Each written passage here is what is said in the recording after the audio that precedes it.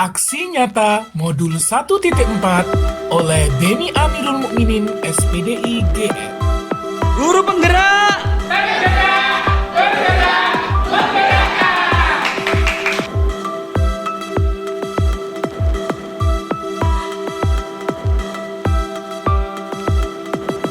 Kepala Sekolah SDN Pondok Daun 1, yang terhormat Bapak Beni Amirul Mukminin selaku calon guru penggerak serta Bapak Ibu semua yang saya hormati. Pertama-tama marilah kita panjatkan puji syukur kehadirat Allah Subhanahu wa taala yang telah melimpahkan segala rahmat hidayahnya kepada kita semua, sehingga pada pagi hari ini kita dapat mengikuti acara diseminasi aksi nyata modul 1C4 implementasi budaya positif di sekolah oleh Bapak Beni. Untuk memasuki acara yang pertama, marilah kita buka acara ini dengan bacaan basmalah bersama-sama. Bismillahirrahmanirrahim.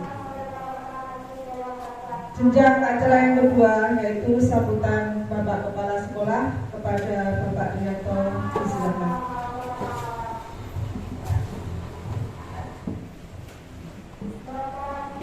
Bismillahirrahmanirrahim. Assalamualaikum warahmatullahi wabarakatuh. Salam sejahtera bagi kita semuanya.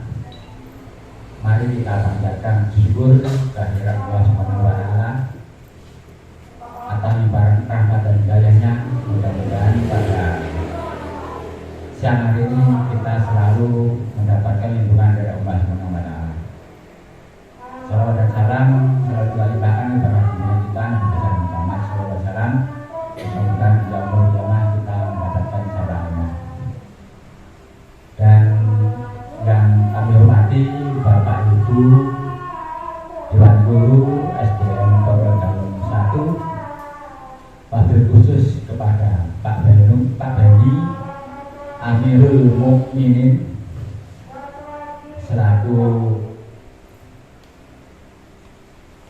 pelaksana guru penggerak pada episode ke-7 angkatan ke-7. Mudah-mudahan dengan adanya guru penggerak, insya Allah Pak Beni mampu meningkatkan kompetensi kinerjanya di SDN Pondok Daun 1 dan termasuk bisa memberikan support dan semangat kepada Bapak Ibu selaku teman sebaya, dan tidak menutup kemungkinan Pak Beni nanti bisa mampu memberikan motivasi khususnya di wilayah Gugus 03 Kecamatan Semboro. Mudah-mudahan dengan adanya guru penggerak ini nanti pada akhirnya setelah Pak Beni lulus sebagai guru penggerak, maka nanti akan diikuti dan ditindaklanjuti oleh teman-teman yang lain. Mudah-mudahan nanti Pak Beni minimal bisa membantu manakala teman-teman pada saat mengalami kesulitan. Pak Beni bisa sebagai tutor sebaya di lingkungan SDN Pondok Daun 1. Ini manfaatnya. Dan pada hari ini Pak Beni mau memaparkan diseminasi aksi nyata modul 1.4 implementasi budaya positif di sekolah. Ini jelas secara garis besar budaya positif ini sangat besar sekali manfaatnya bagi teman-teman guru, dan secara umum nanti reaksi selanjutnya juga bermanfaat bagi peserta didik. Mudah-mudahan kegiatan pada hari ini ada manfaatnya, karena pada prinsipnya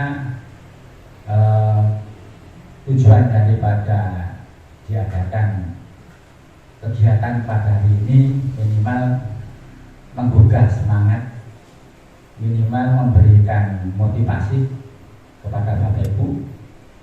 Mudah-mudahan apa yang disampaikan oleh Pak Beni nanti bermanfaat bagi kita semuanya. Itu saja kurang lebihnya yang bisa kami sampaikan. Nanti sepenuhnya akan dipaparkan oleh Pak Beni selaku materi. Mudah-mudahan materi yang disampaikan ini sangat bermanfaat bagi kita semuanya. Itu saja lebihnya. Mohon maaf. Saya akhiri. Wassalamualaikum warahmatullahi wabarakatuh. Disampaikan terima kasih. Memasuki acara yang ketiga, yaitu acara IPI, diseminasi aksi nyata modul 1.4 implementasi budaya positif di sekolah oleh Bapak Beni Amirul Mukminin. Kepada beliau silakan. Terima kasih atas kesempatannya. Assalamualaikum warahmatullahi wabarakatuh. Salam dan bahagia untuk Bapak Guru dan Ibu Guru SDN Pondok Dalam 1. Saya ucapkan terima kasih atas kesediaannya dalam mengikuti acara diseminasi aksi nyata modul 1.4 implementasi budaya positif di sekolah oleh saya Beni Amirul Mukminin, calon guru penggerak angkatan ke-7 dari SDN Pondok Dalam 1. Selanjutnya Bapak Ibu semuanya, saya di sini melaksanakan program calon guru penggerak. Salah satunya adalah melakukan aksi nyata. Saya sudah sampai di modul 1.4, yaitu modul tentang budaya positif. Pada aksi nyata kali ini Bapak Ibu, kami diminta untuk melakukan sebuah diseminasi atau mini loka atau seminar kecil-kecilan di lingkungan sekolah tentang modul budaya positif. Bisa Bapak Ibu semuanya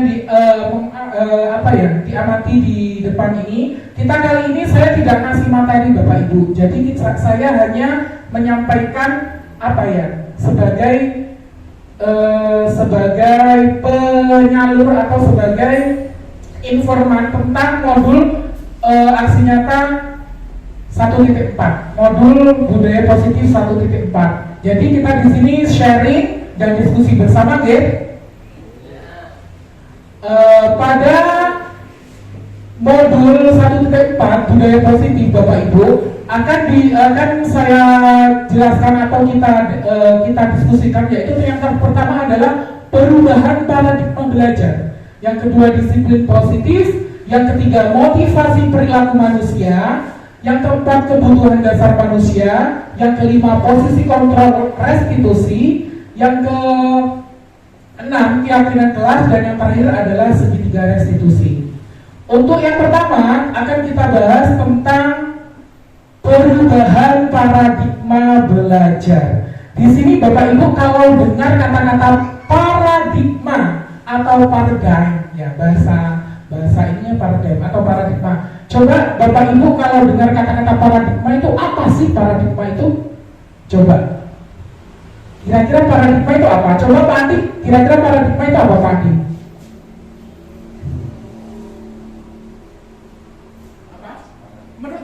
Menurutnya Pak Andi paradigma bahasa simpelnya, bahasa ringkasnya itu apa sih paradigma?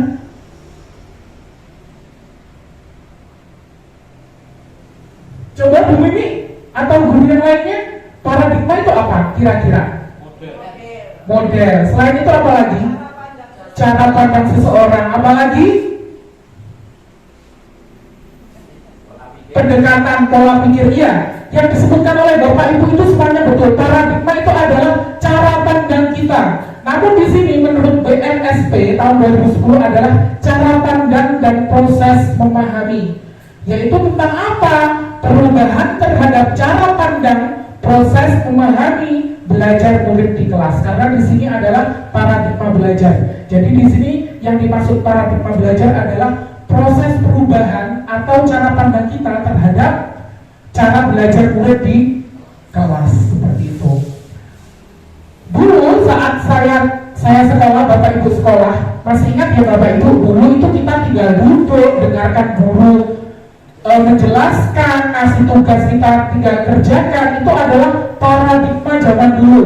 Artinya paradigma zaman dulu adalah istilahnya adalah teacher center, di mana guru lebih banyak berbicara, kurang memberikan kebebasan belajar pada anak, monoton dan tidak menyenangkan. Setuju ya?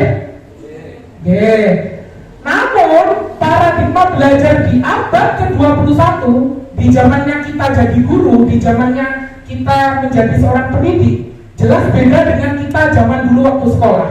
Jangan disamakan, aku lobian diulang guruku ya, aku kayak lungguh, guru anak.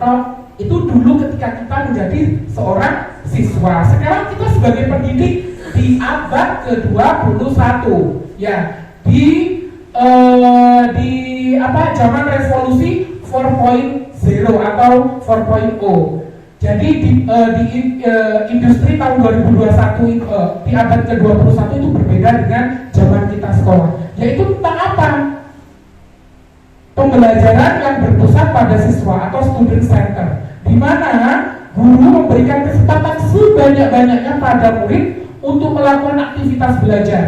Guru sebagai fasilitator dan pembelajaran bervariasi dan perhatikan kebutuhan murid. Perlu digarisbawahi, kebutuhan murid, bukan keinginan guru, seperti itu. Jadi Bapak Ibu, dalam pembelajaran abad ke-21, yaitu pembelajaran itu harus berpusat pada siswa, yaitu student center. Kita memberikan sebanyak-banyaknya, seluas-luasnya kesempatan murid untuk belajar tanpa ada tekanan dari guru. Guru hanya menuntun, bukan menuntut.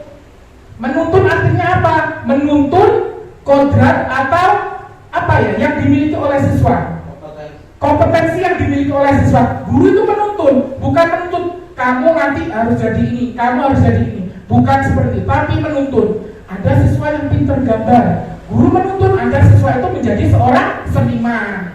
Ada siswa yang ngajinya hebat, guru menuntun siswa itu menjadi seorang kiai, seperti itu ya. Jadi guru menuntun, bukan menuntut, seperti itu. Selanjutnya yang kedua adalah disiplin positif. Sebelum masuk di modul materi disiplin positif, kita main game dulu ya. Nah, main game. Kira-kira di sini ada seorang guru dan ada pegang genggaman. Saya butuh teman ini di depan, 2 orang guru. Ada yang bersedia ke depan? 2 orang guru. Boleh laki-laki, boleh perempuan, boleh laki-laki 2 atau perempuan dua-duanya juga boleh. Ayo Bapak Ibu, 2 orang saja nemenin saya. Oke, Pak Adi dengan? Oh, oke, ayo Pak Heru. Oke. Sini Pak Adi, sini sama Pak Heru dekat-dekat saya, jangan jauh-jauh. Jadi gamesnya ini rulesnya gini. Bayangkan Pak Andi ini ya, Pak Andi sebagai A dan Pak Heru sebagai seorang B. Pak Andi ini punya sesuatu yang paling penting di dalam hidupnya. Ya, sesuatu yang paling penting di dalam hidupnya Pak Andi. Bayangkan Pak Andi punya sesuatu yang paling penting dalam hidupnya apa. Dan kemudian sesuatu yang penting itu ada di dalam genggaman Pak Andi. Coba Pak Andi genggam di sini. Oke. Kalau sesuatu yang penting itu berarti kan tidak boleh seseorang mengambil dan merebut apa yang Pak Andi miliki kan? Iya. Betul? Oke. Sekarang Pak Heru sebagai orang yang B. Pak Heru ini adalah orang yang ingin tahu, orang kepo lah istilahnya ya. Oke.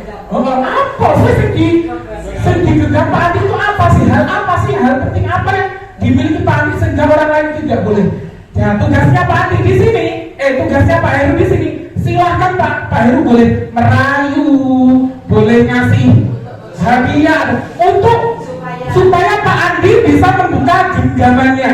Coba dipraktekkan. Dan Pak Andi di sini, Pak Andi silahkan boleh mempertahankan genggamannya, boleh melepaskan genggamannya. Asalkan Pak Andi punya alasan kenapa kok harus dibuka genggamannya supaya Pak Heru tahu sesuatu yang Pak Andi inginkan. Coba dipraktekkan. Mari kasih genggam Pak Heru. Coba berani, ayo. Genggam. Oke, silakan Pak Heru. Oke, Pak Andi, apakah ini yang ada di tangan? Bolehkah aku menanyakan dan meminta? Apa yang mau bertanya? Apa yang ingin ditanyakan? Ya. Apa yang ada di tanganmu itu apakah sesuatu yang sangat berharga? Sangat berharga. Nah, kalau berharga, seberapa harganya aku mau membelinya? Tidak bisa dibeli. Nah, kalau tidak bisa dibeli, maka aku meminta. Ayo. Ayo, aku akan meminta. Tolong bukalah itu supaya aku bisa mengetahui segalanya. Ini privasi saya. Oh. Taruhannya nyawa. Ya, betul. Ini perjuangan hidup seseorang demi salah satu yang saya tinggal ini. Nah, tapi percuma, Pak. Anda mempertahankan ini, tetapi kalau cuma digenggam, tidak diketahui oleh orang lain. Itu percuma. Gitu. Kalau ini bisa disebarkan ke orang lain, bermanfaat bagi orang lain, Anda itu orang yang baik, maka tolong dibuka sedikit. Ini adalah harta yang saya miliki, harta yang tidak bisa diberikan kepada orang lain. Harta, walaupun ini sedikit, tetapi ini besar bagi saya. Dan ini adalah anugerah yang Allah berikan kepada saya. Cukup ya. Ya, ini praktek. Silakan kembali tempat tangan terpasih dengan Pak Heru. Oke. Jadi itu Bapak Ibu, kenapa saya meminta untuk mempraktekkan, kan ada kaitannya dengan penjelasan setelah ini, yaitu tentang disiplin positif. Kenapa Bapak Ibu? Pak Andi bersikukuh untuk mempertahankan sesuatu yang berharga dari dirinya. Berarti apa Bapak Ibu? Pak Andi ini sebagai posisi kontrol untuk mengontrol dirinya sendiri.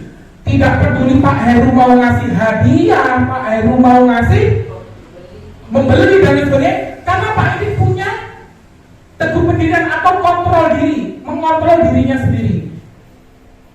Oke? Karena sesungguhnya yang memegang kontrol terhadap diri kita itu adalah kita sendiri. Apakah kita mau membuka atau menutup kepalan tangan kita, itu tergantung pada diri kita masing-masing, sesuai dengan kebutuhan dasar kita saat ini. Tapi suatu saat Pak Andi itu bisa membuka genggaman tangannya kalau rayuan atau yang diberikan Pak Heru itu sesuai dengan hatinya. Istilahnya sesuatu yang setimpal. Bukan begitu Bapak Ibu? Tetapi selama itu tidak cocok dengan hatinya Pak Andi akan membuka genggamannya. Seperti itu adalah berarti apa? Kita itu mengontrol diri kita sendiri. Orang lain tidak bisa mengontrol terhadap diri kita. Seperti itu. Terus kemudian Bapak Ibu, menurut Dr. William Gosen, itu ada 4 ilusi kontrol terhadap manusia. Yang pertama adalah ilusi guru mengontrol murid. Guru itu mengontrol murid. Pada kenyataannya Bapak Ibu, murid itu mempunyai hak untuk memilih. Guru itu tidak bisa memaksakan kehendak. Dan guru itu tidak memiliki kontrol penuh terhadap murid. Karena setiap manusia punya kontrol terhadap dirinya sendiri. Guru hanya bisa menuntun, bukan menuntut. Selanjutnya, ilusi kontrol yang kedua adalah ilusi bahwa semua penguatan positif, efektif dan bermanfaat. Artinya di sini adalah bujukan. Sering tidak kita sebagai guru membujuk murid? Sering. Pada kenyataannya Bapak Ibu, bujukan itu adalah salah satu bentuk kontrol. Kayak tadi Pak Heru, ayolah Pak Andi, berapa sih harganya saya beli? Itu adalah bentuk dari sebuah bujukan. Murid berhak menolak bujukan kita. Pak Andi tadi, enggak, ngapain, saya enggak butuh bujukan. Seperti itu. Selanjutnya adalah murid dapat tergantung dengan bujukan kita. Kalau sudah kena bujukan kita terhadap murid, besok aku mau melakukan ini lagi, biar sama Bu Guru dibujuk, nanti kalau bujukannya dapat hadiah, aku dapat hadiah lagi nih. Bukan seperti itu Bapak Ibu? Selanjutnya adalah ilusi bahwa kritik dan membuat orang merasa bersalah dapat menguatkan karakter. Awakmu iki, kamu itu salah sopo sebenarnya. Seperti Bahwasanya kenyataannya Bu, menyalahkan dan membuat kritik terhadap murid yang tidak menguatkan tapi melemahkan, itu akan membuat diri seorang murid menjadi kehilangan jati dirinya. Murid menjadi memiliki perspektif negatif terhadap dirinya sendiri dan adanya krisis identitas atau identitas gagal terhadap murid. Jadi kalau mengkritik itu boleh, tapi kritikan yang membangun, jangan menjudge murid awakmu ini nakal dan lain sebagainya, itu tidak boleh.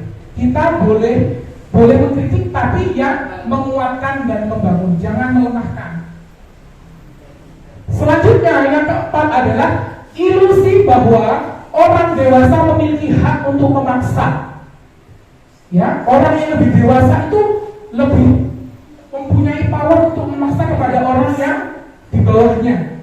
Pada kenyataannya Bapak Ibu, perilaku memaksa tidak akan efektif pada jangka waktu yang lama. Murid dapat memberontak sewaktu-waktu. Yang kedua yaitu memaksakan kehendak hanya akan menjadikan permusuhan antar murid dan guru. Nah, awas ya Pak Guru, saya benci dengan Pak Guru seperti itu misalnya. Besok saya tidak akan masuk sekolah misalnya, karena ada apa? Dendam di dalamnya. Selanjutnya Bapak Ibu, coba apa sih itu yang disiplin? Kira-kira disiplin itu apa? Tepat waktu. Apa lagi? Kira-kira disiplin itu apa Bapak Ibu? Orientasi kata-kata disiplin itu apa? Kira-kira tepat waktu boleh. Apa lagi?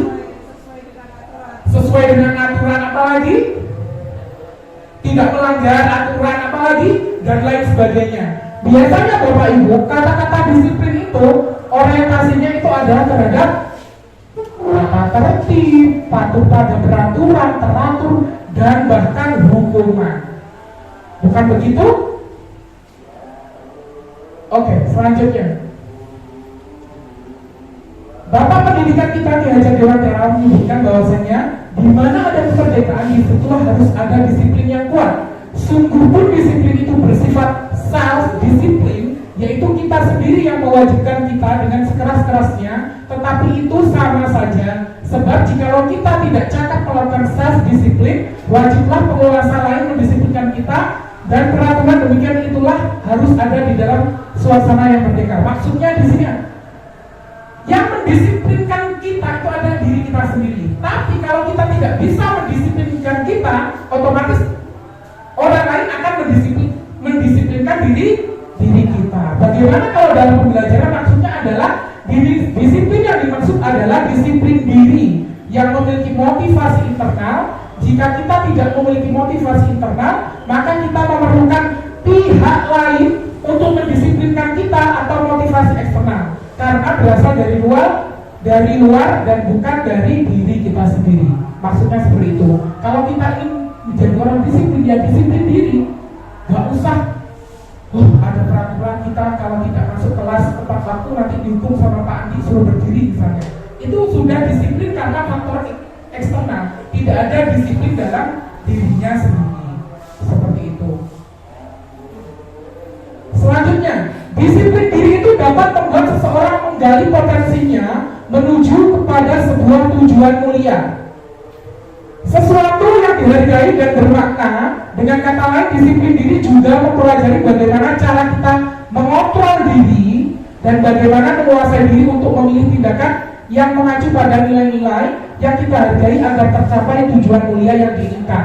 Serta seseorang yang memiliki disiplin diri berarti mereka bisa bertanggung jawab terhadap apa yang dilakukannya karena mereka mendasarkan tindakan mereka pada nilai-nilai kebijakan universal. Karena orang itu bisa disiplin terhadap diri sendiri karena dia memiliki keyakinan bahwasanya sesuatu yang dia lakukan itu memiliki nilai-nilai yang baik. Saya percaya bahwasanya kalau misalnya ini seseorang ya, saya percaya bahwasanya membuang sampah itu akan membuat kita sehat loh. Membuang sampah itu membuat lingkungan kita menjadi bersih loh. Semuanya yakin kan terhadap seperti itu. Ini lagi, kita naik sepeda motor itu pakai helm. Kenapa harus pakai helm? Karena kalau pakai helm bisa melindungi kita dari sinar matahari loh. Kalau kita kecelakaan, kepala kita tidak terbentur. Itu keyakinan yang ada dalam diri kita. di situ tidak ada polisi misalnya, polisi yang apa namanya menilang, kita tetap pakai helm karena kita yakin, kita mendisiplinkan diri bahwasanya kalau naik kendaraan ya harus pakai helm. Seperti itu. Kalau habis makan sampahnya ya dibuangnya di tempat sampah karena kita yakin bahwasanya di dalam diri kita itu ada nilai. Ya nilai apa? Kalau buang sampah sembarangan menyebabkan penyakit. Kalau buang sampah pada tempatnya membuat lingkungan bersih dan hidup kita menjadi sehat. Contohnya seperti itu. Selanjutnya Bapak Ibu, nah sudah di materi yang ketiga yaitu motivasi perilaku manusia. Masih semangat ya? Semangat, hebat. Tepuk tangan untuk guru-guru satu. Oke, selanjutnya adalah motivasi perilaku manusia. Oke, ada 3 perilaku manusia Bapak Ibu. Yang pertama yaitu untuk menghindari ketidaknyamanan atau hukuman. Yang kedua, untuk mendapatkan imbalan atau penghargaan dari orang lain. Dan yang ketiga adalah untuk menjadi orang yang mereka inginkan dan menghargai diri sendiri dengan nilai-nilai yang dia percaya. Dari 3 perilaku ini Bapak Ibu, apa sih? Kenapa kok ada 3 perilaku manusia ini? Kita bahas berikutnya. Yang pertama adalah untuk menghindari ketidaknyamanan atau hukuman. Biasanya orang yang memiliki perilaku ini, Bapak Ibu, cenderung apa ya? Yang dilakukannya itu hanya untuk menghindari hukuman. Aku berangkat pagi dan tidak dihukum oleh guru saya. Saya buang sampah kepada tempatnya dan tidak dihukum oleh guru saya. Itu berarti apa? Memiliki faktor eksternal. Tidak ada apa di dalam dirinya. Tidak ada keyakinan bahwasanya buang sampah sembarang itu menyebabkan penyakit. Tidak ada. Karena motivasinya itu adalah apa? Bersifat eksternal karena ada apa namanya? Adanya peraturan itu tadi seperti itu. Ya. Dan Bapak Ibu, orang yang memiliki perilaku ini adalah merupakan tindakan motivasi terendah. Karena orientasinya apa? Di dalam hatinya cenderung apa yang akan terjadi apabila saya tidak melakukannya? Jelas dihukum, karena dia takut dihukum. Seperti itu.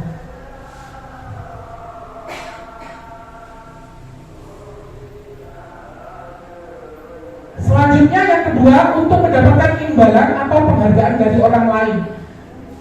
Perilaku manusia kedua itu, saya melakukan ini, ben dilem Pak Kepala Sekolah, aku ben dikasih hadiah sama wali kelasku, seperti itu.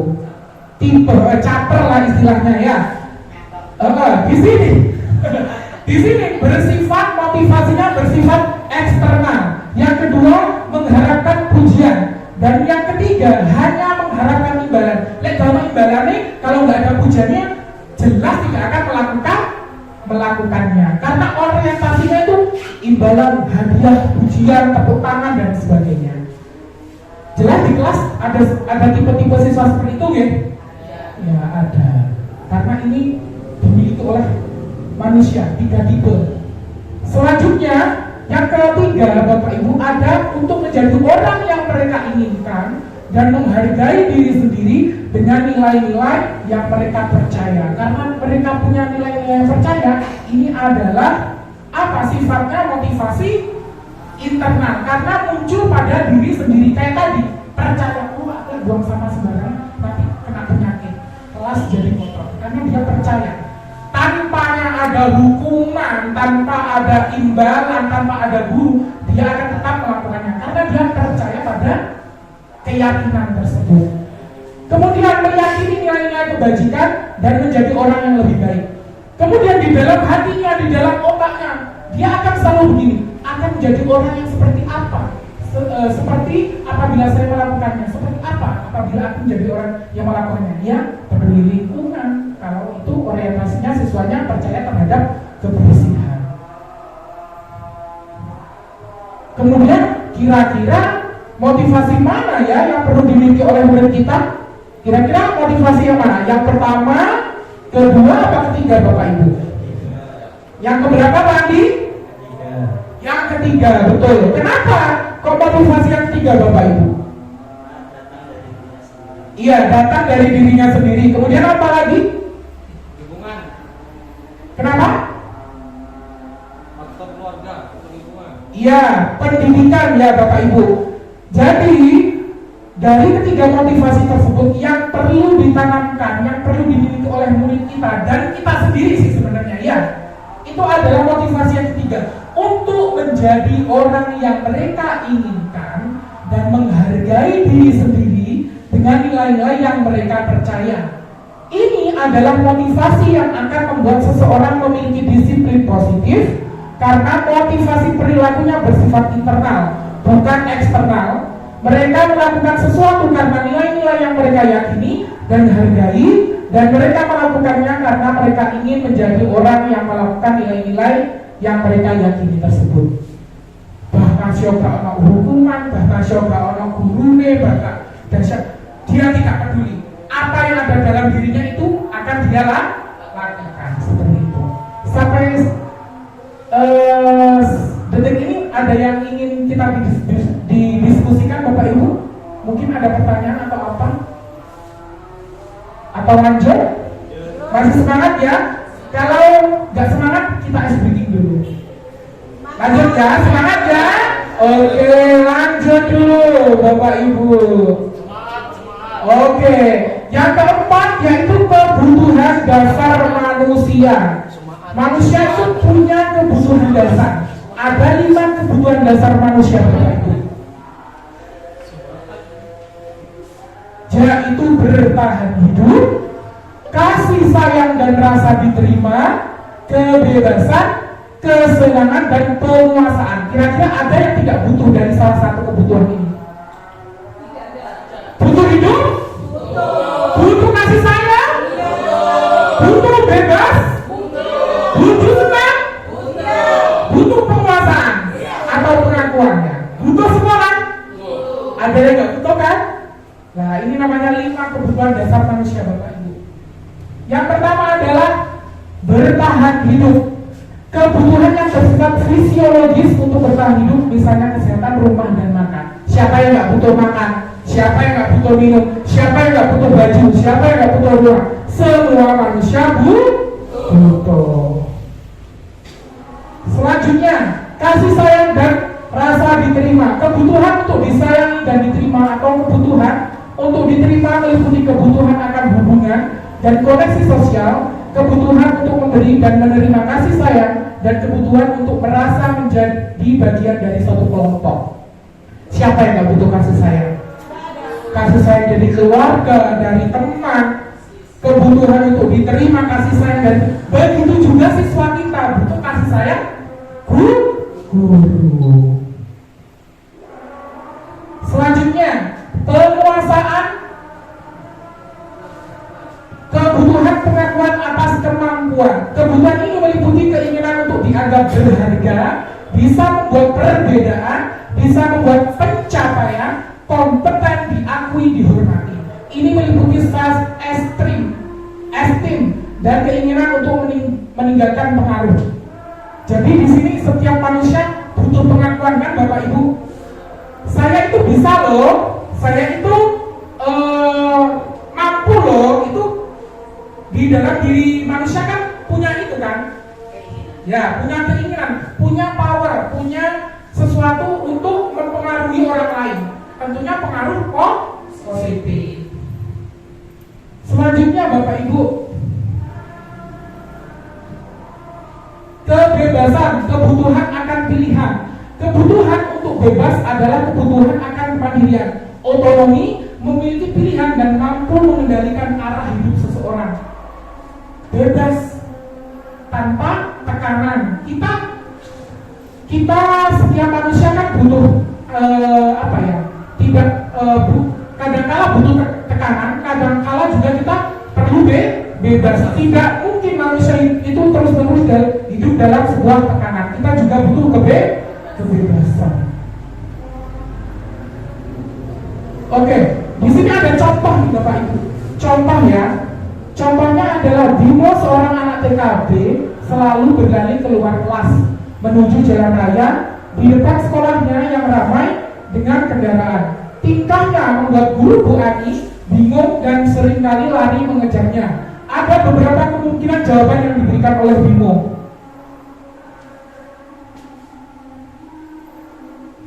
Aku senang main kejar-kejaran dengan ibu guru seru. Kira-kira ini kebutuhannya apa? Kalau Bimo jawab, Bimo kenapa kamu lari-lari? Guru bilang seperti itu. Bimo bilang, aku senang main kejar-kejaran dengan ibu guru. Kira-kira kebutuhannya Bimo itu terhadap itu apa? Pengen bebas. Pingin apa? Bebas. Pingin bebas atau pingin apa? Dari 5 kebutuhan ada hidup, bebas, kasih sayang, atau apa? Perhatian berarti apa? Apa? Kesenangan, karena dia senangnya lari-lari. Seperti itu. Oke, selanjutnya, ya 1. Ibu kejar aku karena ibu guru sayang aku. Kira-kira kebutuhan apa? Kasih sayang, cinta dan kasih sayang. Selanjutnya, aku hebat kan? Bisa bikin ibu guru kejar aku. Pengakuan, penguasaan. Selanjutnya, aku bosen belajar mewarnai terus di dalam kelas. Kira-kira kebebasan. Oke. Sudah sampai di posisi 5 posisi kontrol. Masih semangat ya? Semangat. 5 posisi kontrol. Oke, ada 5 posisi kontrol di sini Bapak Ibu, yaitu penghukum, pembuat rasa bersalah, teman, pemantau, dan manajer. Ini adalah 5 posisi kontrol guru di dalam sekolah. Ada penghukum, pembuat rasa bersalah, ada teman, ada pemantau, dan ada manajer. Simak video berikut ini.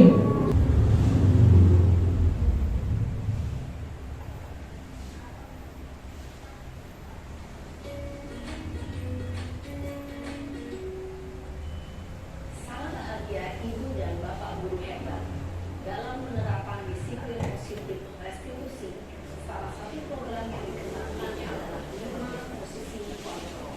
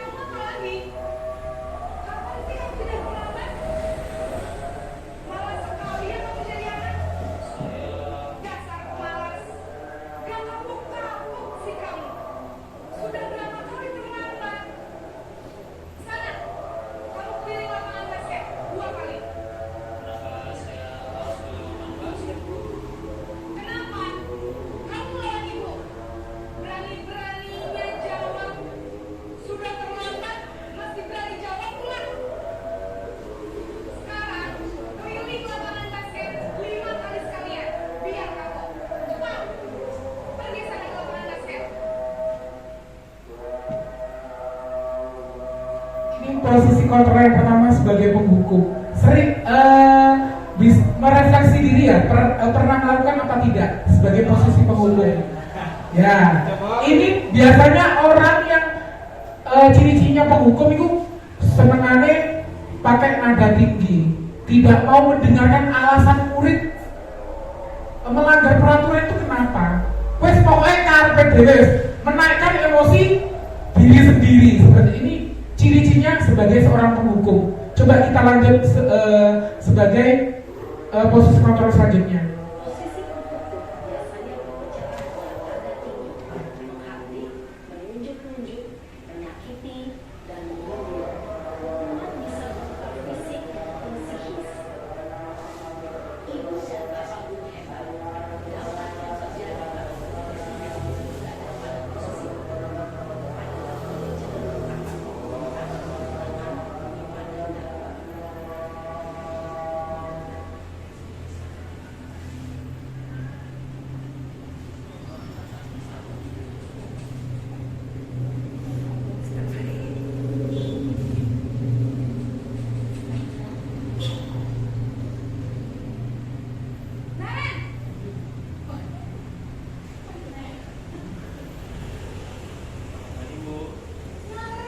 Naren, kamu kenapa terlambat lagi, nak? Ya Tuhan, Naren, kamu senang ya bikin ibu susah ya? Kalau kamu terlambat lagi, nanti ibu yang ditegur bapak kepala sekolah, nak. Disangka ibu tidak bisa membina kamu. Duh, gimana ini? Maaf Bu. Duh, Gusti Naren, kamu suka ya kalau ibu ketemu kepala sekolah? Terus, sekarang ibu harus tulis apa ini di buku absen? Ini kamu sudah sering terlambat loh. Ibu harus apa coba? Ya sudah, lain kali jangan bikin ibu susah lagi ya nak ya. Ibu tidak akan kuat lagi kalau kamu begini terus. Bisa jantungan kalau ibu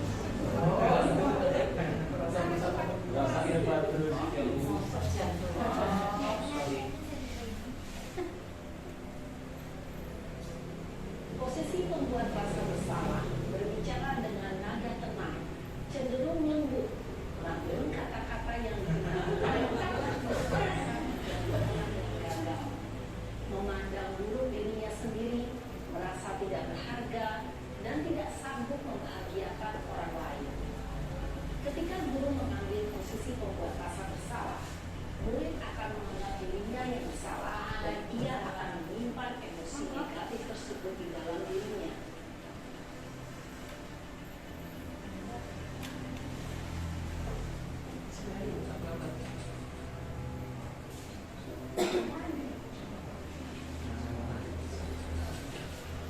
Yang ketiga, posisi sebagai teman. Naren,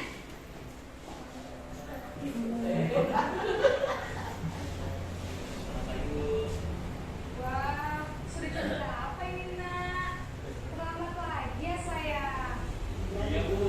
Habis Bu saya membangunkan saya Bu. Kamu malah menyalahkan ibu kamu. Kamu bukannya anak yang larinya paling kencang. Kok terlambat sih? Iya Bu. Saya memang terlambat bangun tadi. Jadi biarpun saya lari kencang, tetap gak kejar Bu.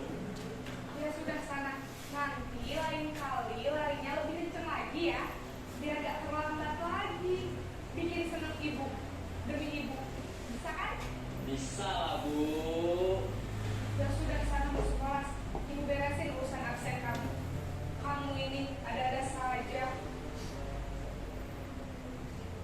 Dalam posisi teman, guru berbicara dengan nada suara ramah, akrab, cenderung bersinggah gurau untuk menjaga suasana tetap santai. Murid akan merasa senang, aman, dan akrab dengan guru. Identitas yang tercipta adalah identitas sukses atau berhasil. Namun, perlu diingat, karena ini masih dorongan eksternal, maka ada faktor ketergantungan dari murid kepada orang tertentu. Di sini guru absennya, sehingga di lain waktu murid bisa berperilaku baik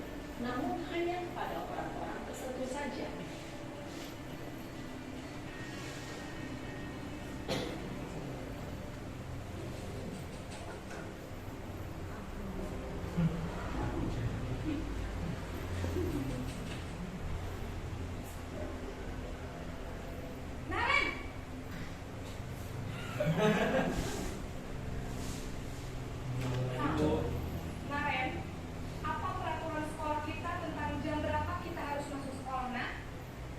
Kita harus di sekolah jam 7, Bu. Iya betul, sekarang sudah jam 7.20. Naren sudah tahu konsekuensinya jika terlambat hadir. Paham, Bu.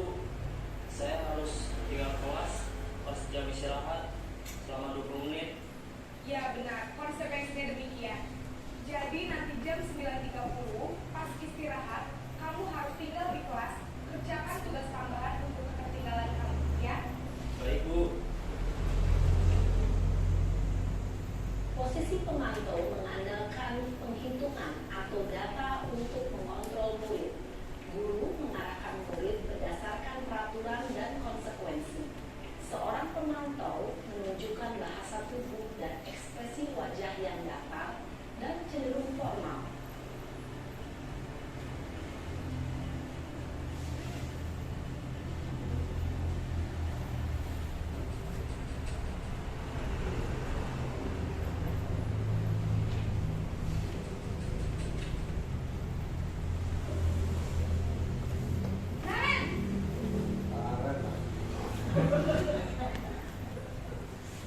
Baik, Bu. Selamat pagi, Naren. Maaf, Bu. Saya terlambat. Iya, sekolah masuknya jam 7, sekarang sudah jam 7.20. Jadi sekarang bagaimana ini, Naren? Maaf, Bu. Saya lupa soal saya semalam. Baiklah, menurut kamu, keyakinan sekolah yang mana yang perlu kamu tingkatkan? Menghargai diri sendiri dan orang lain mungkin, ya, Bu. Setuju. Jadi, apakah Naren meyakini prinsip saling menghormati tersebut? Iya, Bu. Saya meyakininya.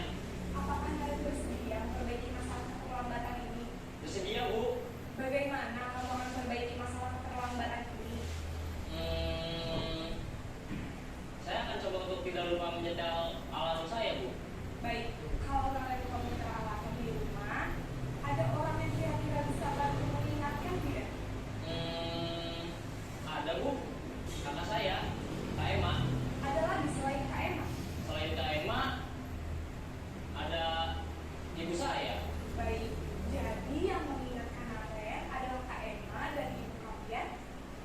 Kira-kira akan mulai setel alarm kapan nih, Naren? Setelah pulang sekolah, akan segera saya lakukan. Baik, jadi Naren akan setel alarm untuk bangun besok pagi dan akan diingatkan oleh kakak dan ibunda Naren, ya? Ada lagi yang mungkin perlu dilakukan, Naren? Agar tidak terlambat bangun lagi. Tidak ada, Bu. Baik, Naren. Terima kasih untuk kerjasama kamu. Sekarang kamu perlu kembali ke kelas untuk belajar. Baik, Bu. Terima kasih. Posisi manajer adalah posisi kontrol yang disarankan untuk membimbing murid memiliki sikap disiplin yang positif, yaitu murid yang mandiri, bertanggung jawab, dan dapat memecahkan masalah. Tujuan dari posisi ini adalah agar murid dapat berefleksi atas tindakannya. Guru akan dengan tulus memberikan pertanyaan-pertanyaan bermakna, sehingga membuat murid dapat belajar dari kesalahannya dan mencari sebuah solusi untuk menyelesaikannya. Ibu dan bapak guru hebat, setelah mengamati adegan kelima posisi kontrol tadi, kira-kira posisi mana yang paling ideal? Posisi mana yang dapat menunjang motivasi intrinsik murid? Ya, tentu posisi manajer. Posisi ini memang posisi ideal yang ingin dituju setiap murid. Pada posisi inilah, guru dapat menerapkan disiplin positif yang berpihak pada murid, yang memerdekakan murid. Perjalanan seorang pendidik tentunya tidak mudah untuk sampai pada posisi seorang manajer. Namun, tujuan kita pasti, yaitu menciptakan murid-murid yang mandiri, merdeka, dan bertanggung jawab. Semoga penggambaran 5 posisi kontrol yang telah diperlihatkan ini dapat menjadi ajang refleksi bagi kita semua, agar dapat terus mengasah dan menerapkan disiplin positif yang memerdekakan murid. Mari terus berlatih dan bersemangat. Selamat menerapkan. Salam dan bahagia, Ibu dan Bapak. Oke, terima kasih. Tadi ini adalah gambaran dari penerapan 5 posisi kontrol sebagai penghukum, pembuat merasa bersalah, sebagai teman, sebagai apa lagi yang keempat? Pemantau, yang kelima sebagai manajer. Dari 5 posisi kontrol ini yang paling ideal yang disarankan adalah sebagai manajer. Tetapi biasanya kan kita saya sendiri nih misalnya terbawa oleh emosi dan lain sebagainya. Akhirnya yang sudah direncanakan sebagai posisi manajer tiba-tiba sebagai penghukum, sebagai pembuat merasa bersalah. Jadi semoga dari pemaparan video singkat tadi merefleksikan kita untuk menjadi guru yang lebih ideal lagi. Semoga bisa kita terapkan untuk kedepannya. Amin. Selanjutnya Bapak Ibu, materi yang selanjutnya adalah keyakinan kelas. Oke, mengapa keyakinan kelas? Kok tidak mengapa peraturan kelas saja? Kira-kira apa Bapak Ibu? Kenapa sih kok harus keyakinan kelas? Kok nggak peraturan kelas? Kira-kira kita cari tahu jawabannya setelah ini. Oke. Mengapa kita memiliki peraturan tentang penggunaan helm pada saat mengendarai kendaraan roda 2 atau motor? Mengapa kita memiliki peraturan tentang penggunaan masker dan mencuci tangan setiap hari? Kira-kira apa yang pertama? Kenapa kita harus kenapa ada peraturan tentang pemakaian helm? Kenapa? Untuk keselamatan. Kita meyakini bahwa saya naik motor pakai helm untuk keselamatan, kita yakin? Yakin. Seperti saya bilang tadi, tanpa ada polisi, tanpa ada tilang, kita akan pakai helm karena kita yakin bahwasanya helm adalah penyelamat kita saat mengendarai sepeda motor. Mengapa kita memiliki peraturan tentang penggunaan masker dan mencuci tangan setiap saat? Untuk apa? Untuk kesehatan. Kita yakin bahwasanya memakai masker dan cuci tangan itu akan membuat diri kita menjadi sehat. Kalau pun tidak ada peraturan itu, kalau kita yakin, maka kita akan melakukannya. Keyakinan tersebut merupakan nilai-nilai kebijakan universal yang disepakati secara tersirat dan tersurat, lepas dari latar belakang suku, negara, bahasa, maupun negara. Seseorang akan lebih tergerak dan bersemangat untuk menjalankan keyakinannya daripada hanya sekedar mengikuti serangkaian peraturan tertulis tanpa makna. Murid-murid pun demikian, mereka perlu mendengarkan dan memahami arti sesungguhnya tentang peraturan-peraturan yang diberikan. Apa nilai-nilai kebajikan di balik peraturan tersebut? Apa tujuan utamanya? Dan menjadi tidak tertarik atau takut sehingga hanya sekedar mengikuti serangkaian peraturan-peraturan yang mengatur mereka tanpa memahami tujuan mulianya. Coba sebutkan salah satu peraturan saja Bapak Ibu. Coba sebutkan salah satu peraturan saja, kira-kira apa? Dilarang, misalnya dilarang membuang sampah sembarangan. Kira-kira nilai universal yang perlu diyakinkan kepada siswa terhadap peraturan tersebut apa? Tentang apa? Kebersihan, tentang kesehatan. Jadi siswa itu tahu maknanya, artinya apa sih aku kok gak oleh buang sampah sembarang, istilahnya seperti itu. Ya, makanya peraturan, makanya keyakinan, bukan peraturan, keyakinan terhadap sebuah peraturan itu apa, seperti itu. Orang akan cenderung melakukan itu sebagai keyakinan daripada sebagai peraturan. Itu kenapa kok keyakinan kelas bukan peraturan kelas. Oke. Pembentukan keyakinan sekolah atau kelas. Ini salah satu cara pembuatannya ya Bapak Ibu. Keyakinan kelas bersifat lebih abstrak daripada peraturan yang lebih rinci dan konkret. Penjelasannya seperti itu. Keyakinan kelas berupa pernyataan universal. Contohnya sehat, selamat. Contohnya seperti itu. Pernyataan keyakinan kelas senantiasa dibuat dalam bentuk positif. Kalimat-kalimat yang positif, bukan yang negatif. Keyakinan kelas hendaknya tidak terlalu banyak sehingga mudah diingat dan dipahami oleh semua warga kelas. Keyakinan kelas sebaiknya sesuatu yang dapat diterapkan di lingkungan tersebut. Yang terakhir, semua warga kelas hendaknya ikut berkontribusi dalam pembuatan keyakinan kelas lewat kegiatan curah pendapat. Jadi yang membuat keyakinan kelas bukan guru, tapi guru bersama-sama dengan siswa. Kalau keyakinan sekolah berarti seluruh warga sekolah, seperti itu.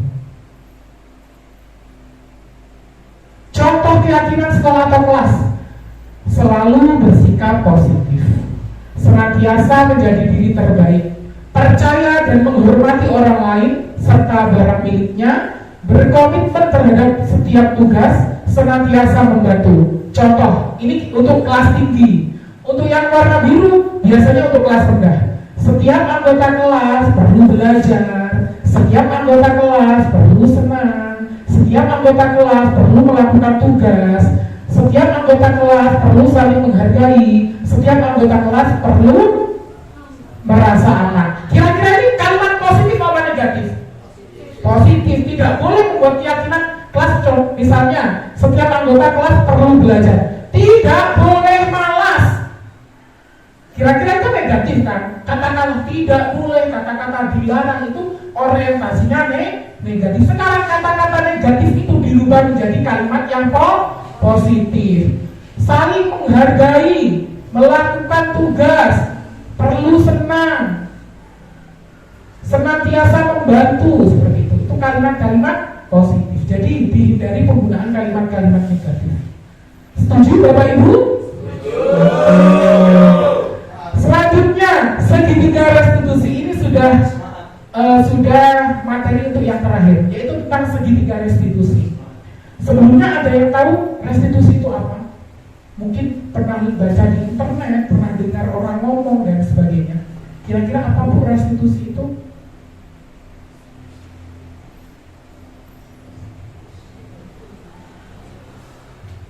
Oke, kita cari tahu jawabannya. Restitusi itu apa sih? Oke, restitusi adalah suatu proses menciptakan kondisi bagi murid untuk memperbaiki kesalahan mereka, sehingga mereka bisa kembali pada kelompok mereka dengan karakter yang lebih kuat. Restitusi membantu murid menjadi lebih memiliki tujuan, disiplin positif, dan memulihkan dirinya setelah berbuat salah. Penekanannya bukan pada bagaimana berperilaku untuk menyenangkan orang lain atau menghindari ketidaknyamanan, namun tujuannya adalah menjadi orang yang menghargai nilai-nilai kebajikan yang mereka percayai. Jadi segitiga restitusi ini adalah cara atau trik untuk menangani suatu permasalahan yang dilakukan oleh siswa. Seperti itu. Intinya seperti itu Bapak Ibu. Terus bagaimana sih cara melakukannya? Oke, tahapan segitiga restitusi itu ada 3, yaitu Bapak Ibu. Yang pertama, menstabilkan identitas, validasi tindakan yang salah, dan yang terakhir adalah menanyakan keyakinan. Itu tidak menerapkan yang namanya segitiga restitusi. Harusnya menstabilkan identitas dulu, nggak usah siswa itu langsung dijudge seperti itu. Tapi kita cari tahu alasannya apa dengan kata-kata yang baik tentunya. Contohnya, setiap orang itu pasti melakukan kesalahan, tetapi kesalahanmu itu berupa apa nak? Jadi biarkan anak itu memahami kesalahan apa yang dilakukannya, seperti itu. Yang kedua adalah validasi tindakan yang salah. Kamu tentu punya alasan mengapa melakukan itu. Adakah cara yang telah efektif untuk mendapatkan apa yang kamu butuhkan? Misalnya seperti itu. Selanjutnya, yaitu menanyakan keyakinan. Kira-kira keyakinan kelas apa yang telah kita sepakati? Tidak boleh datang terlambat, Bu, seperti itu. Terus kemudian, kalau kamu paham tentang keyakinan itu, apa yang harus kamu lakukan? Jadi kita membantu anak itu, menuntun anak itu untuk menyadarkan dirinya sendiri, mencari solusinya sendiri. Dengan sadar dan tahu solusinya, maka akan tercipta keyakinan terhadap dirinya sendiri, sehingga munculnya yang namanya disiplin diri sendiri. Itu kaitannya dari materi yang tadi itu Bapak Ibu. Sampai sini ada yang ditanyakan atau perlu didiskusikan Bapak Ibu? Lanjut.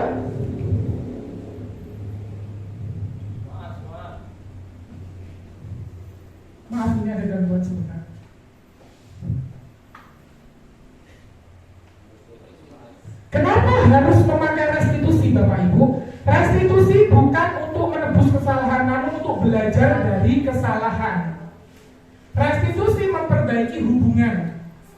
Ya apa tidak?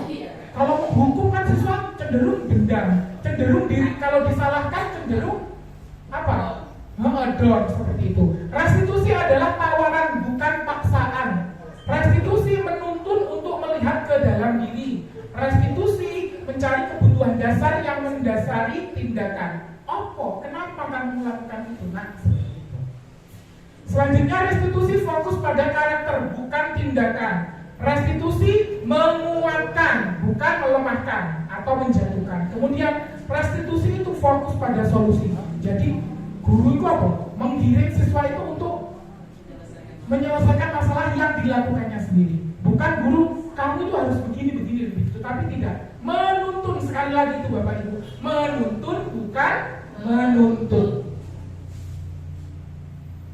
Nah, sudah selesai. Terima kasih. Mungkin sebelum saya akhiri, sebelum saya kembalikan kepada Ibu MC, ada yang ingin ditanyakan oleh Bapak Ibu semuanya. Sudah? Sudah cukup?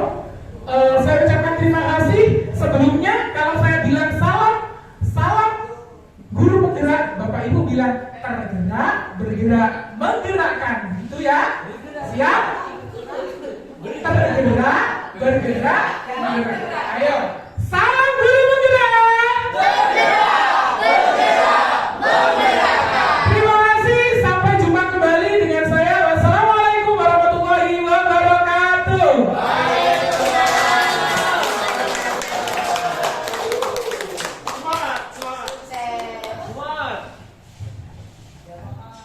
Sampaikan terima kasih. Semoga acara kali ini bisa bermanfaat bagi kita untuk selanjutnya menghadapi anak didik kita, sehingga Pondok Dalam 1 akan semakin maju dan jaya terus. Amin. Acara yang terakhir yaitu penutup, monggo Pak Adi minta doanya untuk acara ini.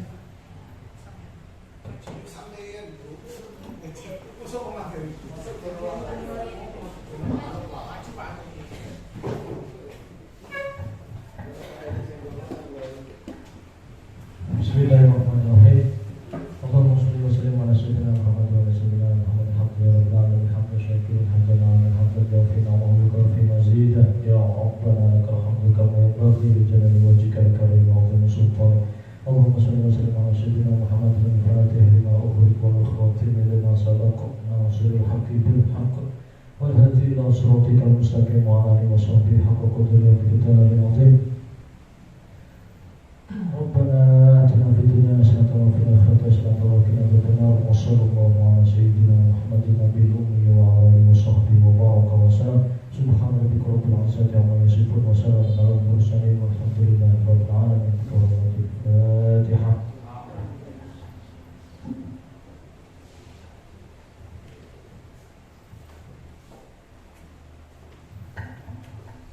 Disampaikan terima kasih.